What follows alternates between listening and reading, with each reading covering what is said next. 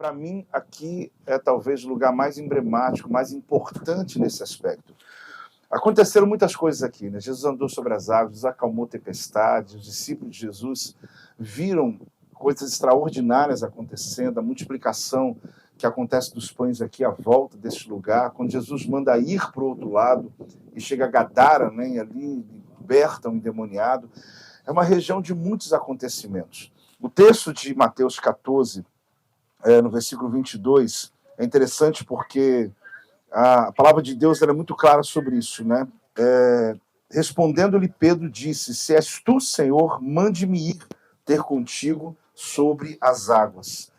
É interessante porque Jesus já estava caminhando sobre as águas quando a tempestade começou. A nossa sensação, às vezes, no meio de uma tempestade, é como se a gente estivesse sozinho. Mas Jesus já estava andando, eram 5 quilômetros de caminhada até chegar no meio do rio, onde Jesus, ele de fato, ele tem uma direção, né? Porque ele chega diante dos discípulos e eles estão assustados, porque não imaginam que Jesus pudesse socorrê-lo uma hora como aquela. E Pedro é tremendo, né? Porque sair do barco não é fácil. Deixar as estruturas não é tão simples assim.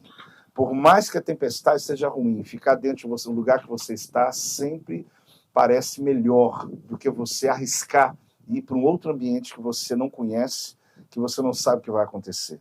Está muito tranquilo, por mais que está balançando tudo, mas eu estou aqui dentro. E Jesus, de repente, chegando, andando, e Jesus ouve uma frase de Pedro que deve ser a nossa aqui: mande-me ir. Ele está dizendo: me desafia, me leva, me fala que eu vou, me dá uma palavra. Pedro só precisava de uma palavra para poder sair de uma estrutura, para poder viver a instabilidade. Uma vez me perguntaram no ministério pastoral o dia que ficaria tudo tranquilo. Eu disse: nunca. Eu estou há 34 anos apacentando, eu nunca vi estabilidade. Não existe estabilidade, existe instabilidade. Trabalhar com pessoas não existe forma nenhuma, cartilha, um livro que vai dizer assim, ó, lê isso aqui que vai dar tudo certo. Eu nunca vi isso. A gente trabalha todo o tempo numa instabilidade e aprendemos a caminhar dessa forma. Você está, talvez, mudando de estado, né? Mudando de ambiente geográfico, mas não muda o teu estado espiritual. Você pode estar no vale, estar na montanha, mas o teu estado é o mesmo. Você decidiu andar assim. E Pedro aqui, ele é desafiado, porque Jesus então falou: vem, já que você está dizendo, mande-me ir, então vem. E ele começa a andar sobre as águas. É um desafio extraordinário, né? Porque não é só a questão da lei da natureza, né? Porque Deus não mexeu no mar, Deus mexeu nele. No Antigo Testamento, Deus abriu o mar, Deus derrubou muralha. Muita coisa aconteceu na natureza, mas nada aconteceu na vida das pessoas. Elas continuaram murmurando, continuaram incrédulas, idólatras do mesmo jeito. A gente tem uma sensação de que Deus mexer fora da gente vai mudar a gente. Não muda nada. Porque discípulos de Jesus viram tanto milagre e continuaram ainda negando Jesus, fugindo com medo. Mas o dia que o Espírito Santo entrou dentro deles, eles estavam dispostos a morrer para qualquer coisa, a qualquer custo. Pedro só disse: me crucifica de cabeça para baixo para não morrer como ele, para não se sentir tão honrado como ele. Por quê? Porque antes era um Cristo fora deles. Por mais que eles viram milagres extraordinários, isso não mudou a vida deles. O que mudou a vida deles foi quando o Espírito Santo moveu dentro deles. Pedro andou sobre as águas continuaram tempestuosas. Porque às vezes eu não preciso mexer na tempestade, tem que mexer em você. Acredite nisso. A gente fica sempre esperando, eu vou depois, e não vai nunca. Porque a gente está esperando o mar abrir, a tempestade passar, a muralha cair para a gente poder tomar decisões na vida. E a grande questão é que romper o limite, querido, é você compreender que as coisas ao redor não mudaram nada, mas você mudou.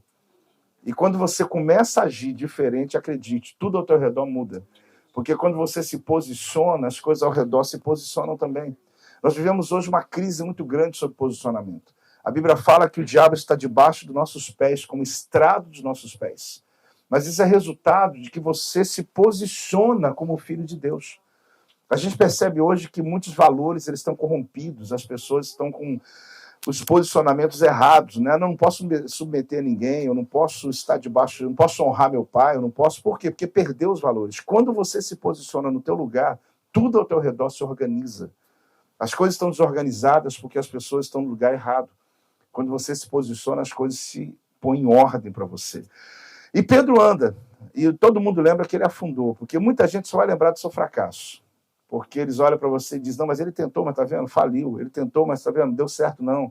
Mas Pedro andou, gente. Ele foi o único na terra que pisou essas águas, flutuou nesse lugar, porque ele olhou para Jesus e viu que era possível.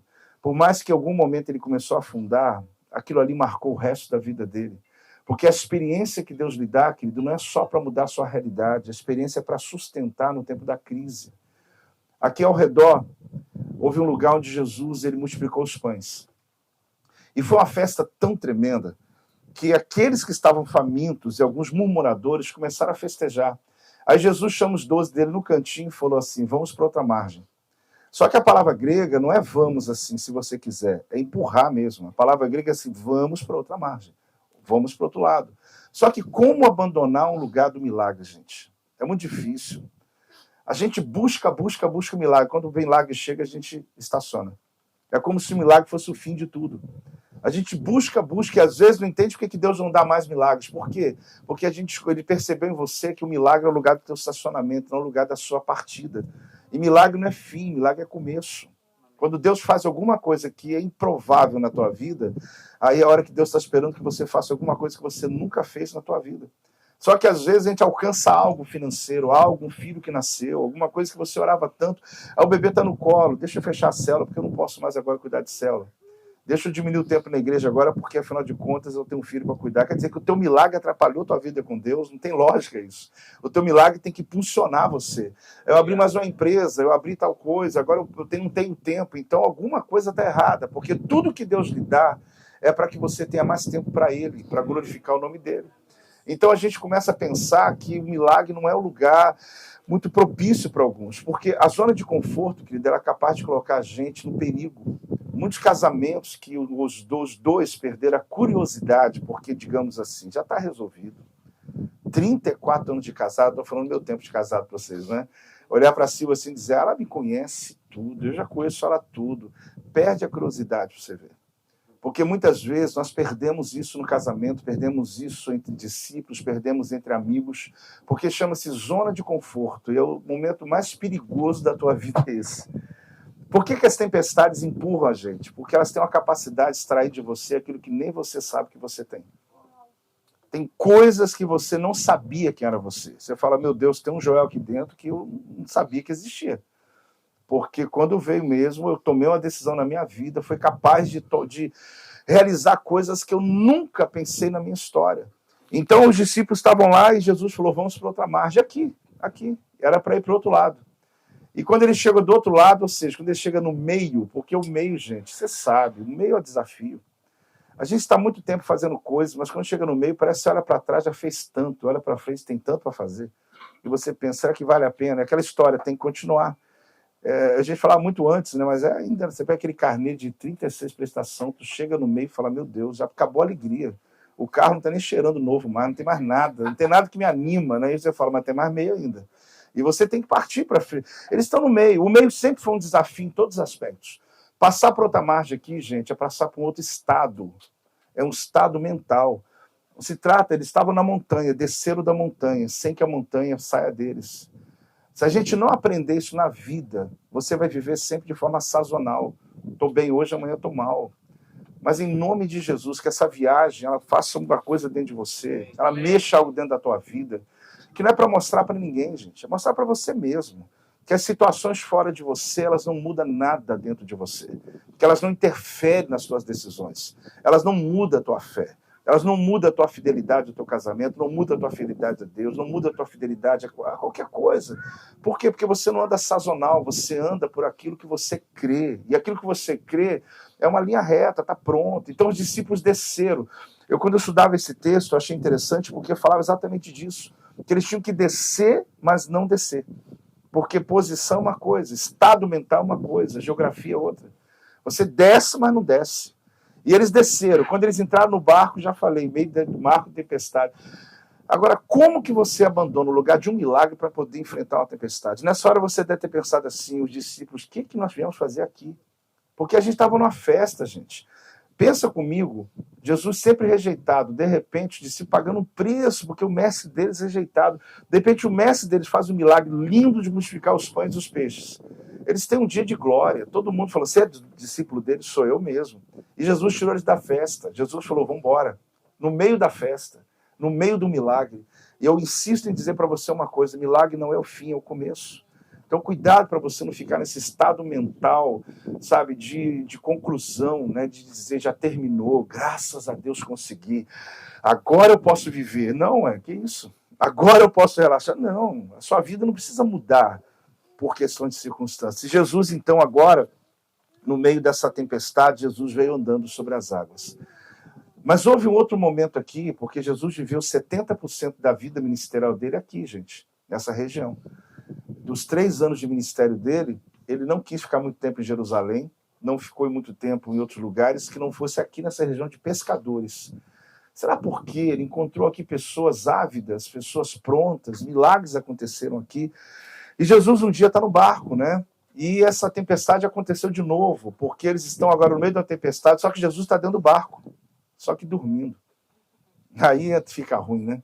É aquela sensação de que Deus abandonou, por mais que o Salmo diz que o nosso Deus não dorme, não dormita, o guarda de Israel está conosco. Vocês estão no lugar, querida, onde lá do Brasil alguém pensou assim, vou lá, não vou, porque eu vou ficar olhando para o céu, vendo, você não está vendo nada. Tem uma paz aqui que você está até perguntando, onde que está aquelas notícias, né? Mas a grande questão é que sempre a gente vai ser tomado por esse espírito do medo. Nós vamos no lugar hoje que vocês vão ver, onde é uma raiz muito forte aqui, chamado Deus Pan, do pânico, onde as pessoas adoravam Deus. Mas depois eu falo sobre isso. O medo, ele paralisa você. E eles entraram num pânico, né, e começaram a fazer o que fosse possível e nada. Quando chegaram, Jesus estava dormindo. Eu gosto muito dessa parte, porque ensinando para líderes, eu digo que quando você vê alguém em silêncio e tranquilo no meio da guerra, é 2 coisas. Ou é muita irresponsabilidade numa só pessoa. Você olha para o cara e fala assim, pelo amor de Deus, né? A casa está caindo, o Brasil está falindo, esse indivíduo está tomando cafezinho na esquina, batendo papo, lendo jornal. Ou esse indivíduo, segundo lugar, sabe alguma coisa que você não sabe. Jesus sabia alguma coisa que os discípulos dele não sabiam, só isso. Porque dormir no meio da tempestade é alguém que realmente tem que estar muito tranquilo. E é essa graça que Deus quer trazer para você aqui nesse mar. Imaginar que um lugar calmo desse aqui passou por tempestade, você fica até pensando, é possível, porque está na Bíblia, eu acredito. Mas há um acontecimento aqui da natureza que provoca isso. E a grande questão é que Jesus, então, sobe do barco e falou assim, onde está a vossa fé? Que Jesus falou o quê? Onde está a vossa fé? Você sabe o que ele está perguntando até hoje para a gente? Ele fez uma pergunta assim no ar, aqui nesse lugar, falou, onde está a vossa fé? Ele está procurando. Por que ele perguntou isso, gente? Já volto a dizer, porque não existe lugar melhor de revelar o que está dentro de você do que a tempestade. A tempestade, ela mostra que está aí dentro. Falando de tal, mas Tadinho, ele surtou. Não, Tadinho não estava lá dentro já. Só veio à tona. A tempestade fez ele trazer para fora e manifestar o que já estava ali. Que antes conseguia dominar, né? Controlava, ficava tranquilo ali, o irmão está tranquilo. Se perdeu. A grande questão é que Jesus, então, perguntou, onde está a vossa fé? E logo após ele dá um comando ao mar, ao vento, para que acalmasse, para que parasse. Eles olharam para esse lugar, agora há pouco, totalmente tomado pelo medo que está fora daqui. De repente, acalmou tudo. Eles ficaram com medo que estava dentro do barco, não que estava fora mais. Eles falaram, quem é este? E o quem é este não é uma exclamação só, não é só uma pergunta, é um temor desesperado de olhar para Jesus, ele deve ter afastado assim, quem é esse? E começaram a ficar de longe dele, porque eles ouviram Cristo que eles conheciam, que tudo bem, ressuscitou Lázaro, tudo bem, fez o paralítico andar, fez o cego ver, tudo bem, mas dizer para o vento, falar para o mar, e o mar imediatamente aceitar o comando dele, quem é este? Aqui você está conhecendo um Deus, querido, que não age só no milagre, mas nas maravilhas. Isso chama maravilha. É Deus se movendo na natureza. O que é necessário fazer para que as tempestades parem na tua vida. Ele mexe até com a natureza, se for preciso. Mas ele vai cumprir a palavra dele sobre a tua vida. Agora, tome cuidado para não viver igual esses caras que ficaram com tanto medo que estava fora, só que deviam ter medo que estava dentro. Porque eles não sabiam o poder que estava dentro do barco, gente. Eles não sabiam o que eles tinham dentro do barco.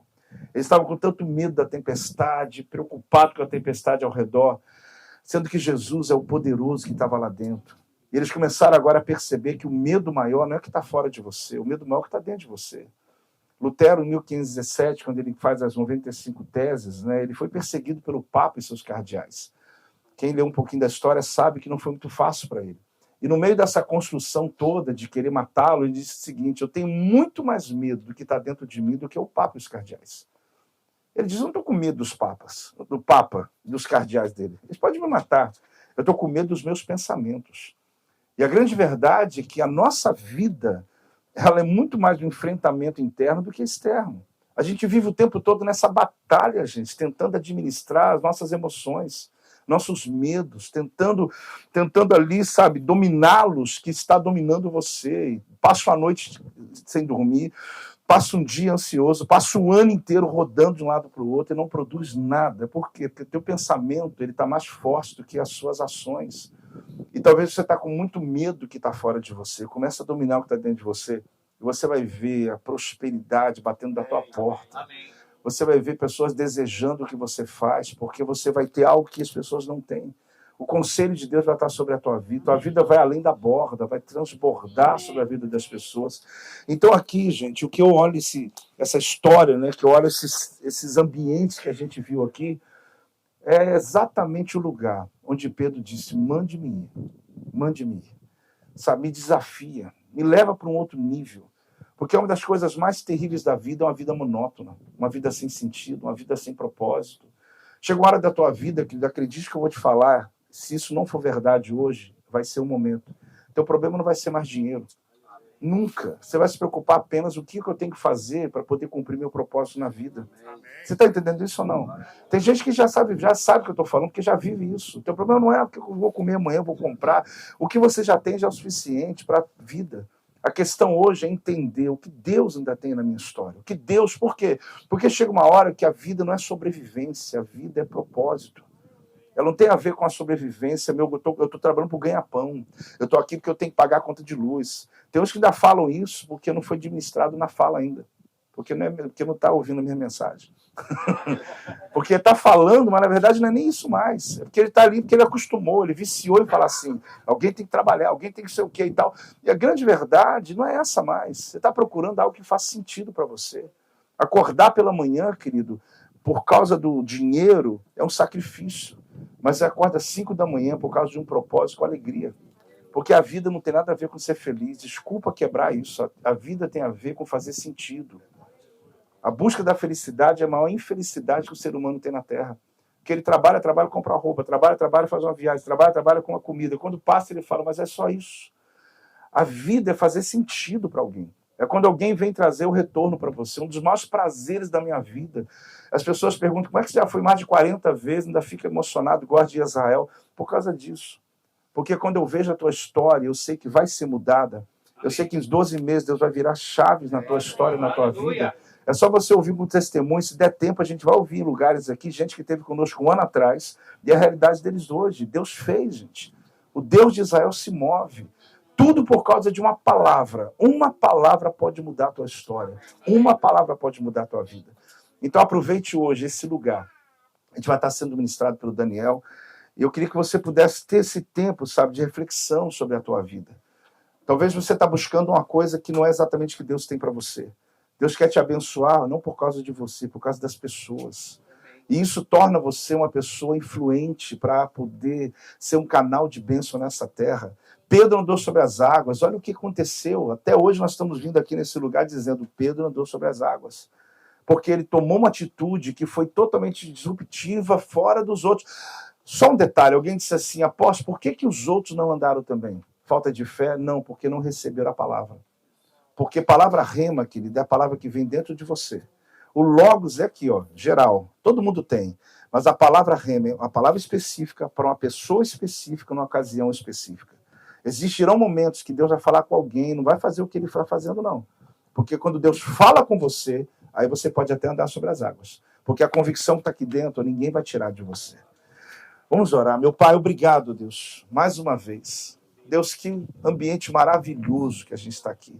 E caravana, Deus, que pessoas extraordinárias. Ó Deus, a gente já sente a Tua presença.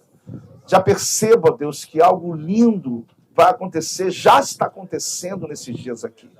Ó Deus, tira-nos da zona de conforto, ó Deus. Tira desse ambiente confortável. Ó Deus, estamos como Pedro dizendo, mande-me ir, Senhor. Porque às vezes ficamos dentro do barco, ó Deus, ali estagnados, parados, esperando a morte chegar. Mas em nome de Jesus, coloca velocidade em nossos pés, nos dá energia, nos dê saúde, nos dê inteligência, dê criatividade, meu Deus, para mudar a história de pessoas. Aqui estão verdadeiros líderes, ó Deus, que o Senhor chamou. Ó Deus, para mudar a história dos seus discípulos, dos seus funcionários, dos seus filhos, ó Deus, dos seus amigos, meu Deus, em nome de Jesus, dá-nos essa ousadia, essa clareza. Ó Deus, tem coisas que vieram aqui buscando liberação no Brasil. Ó Deus, não se trata só de liberação de um documento, se trata da liberação da mentalidade dos teus filhos. É muito mais do que um documento, do que um terreno, do que um dinheiro, do que um empréstimo, do que qualquer coisa. É o Senhor liberando algo sobrenatural que fará dos teus filhos, ó Deus, pessoas que transformam realidades. Pai, obrigado, porque aqui Pedro andou sobre as águas. Obrigado que aqui o Senhor acalmou tempestades. Obrigado aqui, ó Deus, porque os discípulos ouviram a tua voz humana, mas a tempestade ouviu a sua voz divina nesse lugar. E por isso ela teve que parar. E por isso aqueles que estavam com medo que estava fora perceberam que o poder estava dentro do barco. Esse poder está aqui hoje, dentro de nós. Esse poder de acalmar a tempestade. Essa autoridade de mudar a realidade. Eu declaro em nome de Jesus as tempestades no Brasil, ó Deus, as realidades nas famílias, ó Deus, eu declaro cessa, para, em nome de Jesus. Eu declaro essa tempestade mental que alguns estão vivendo, que não para de pensar, que não para de questionar, não para de, ó Deus, ficar ansioso. Eu declaro essa mentalidade, ó Deus, ativa, para, em nome de Jesus. Essa tempestade para. Traz calma, Senhor.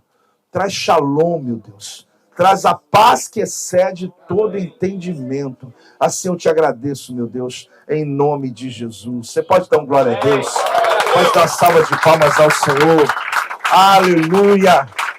Graças a Deus, gente.